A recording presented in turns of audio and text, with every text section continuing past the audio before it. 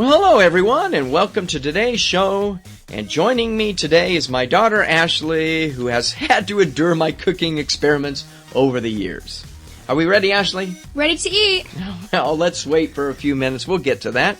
But as you know, my faithful listeners, I started cooking and baking almost 30 years ago when my grandmother taught me in her humble kitchen. In fact, she taught me almost everything I know, and I've never attended cooking classes. You should have. Wait.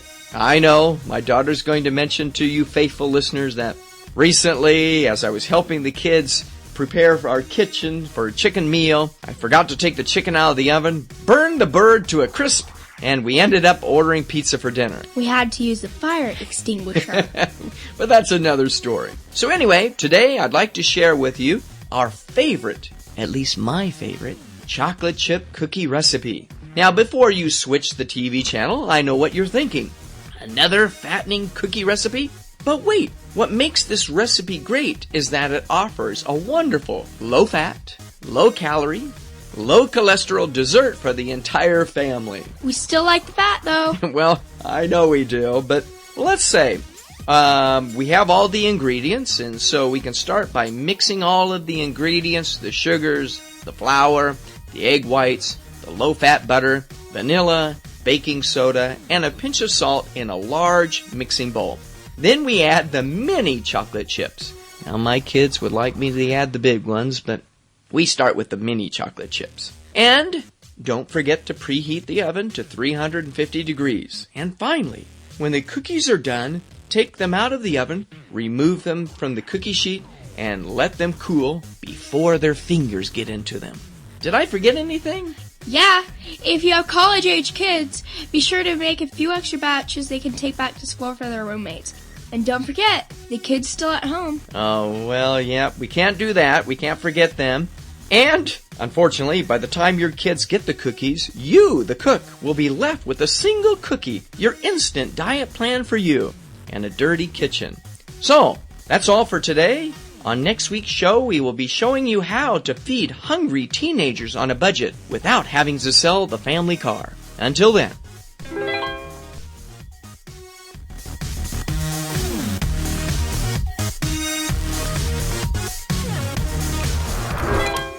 Well, hello everyone, and welcome to today's show.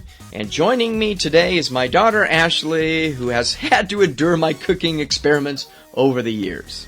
Are we ready, Ashley? Ready to eat. Well, let's wait for a few minutes. We'll get to that. But as you know, my faithful listeners, I started cooking and baking almost 30 years ago when my grandmother taught me in her humble kitchen.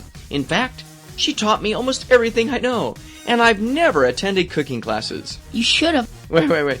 I know, my daughter's going to mention to you faithful listeners that recently, as I was helping the kids prepare for our kitchen for a chicken meal, I forgot to take the chicken out of the oven, burned the bird to a crisp, and we ended up ordering pizza for dinner. We had to use the fire extinguisher.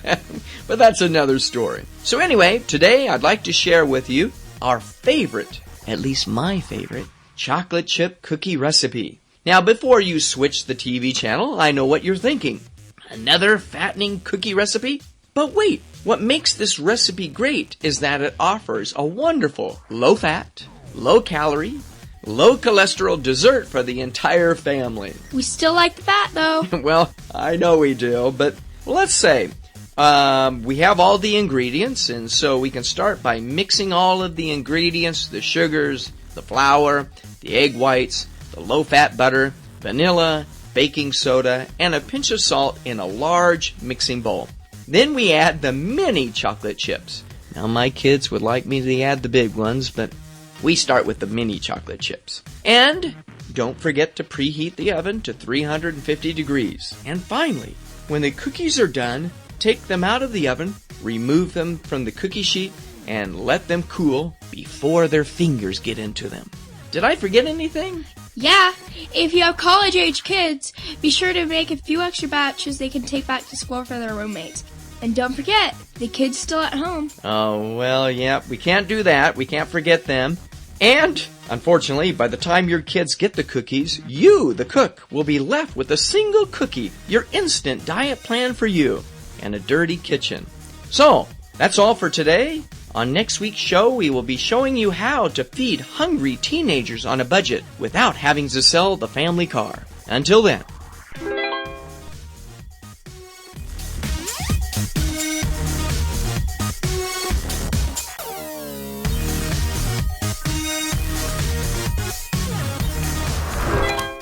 Well, hello everyone, and welcome to today's show.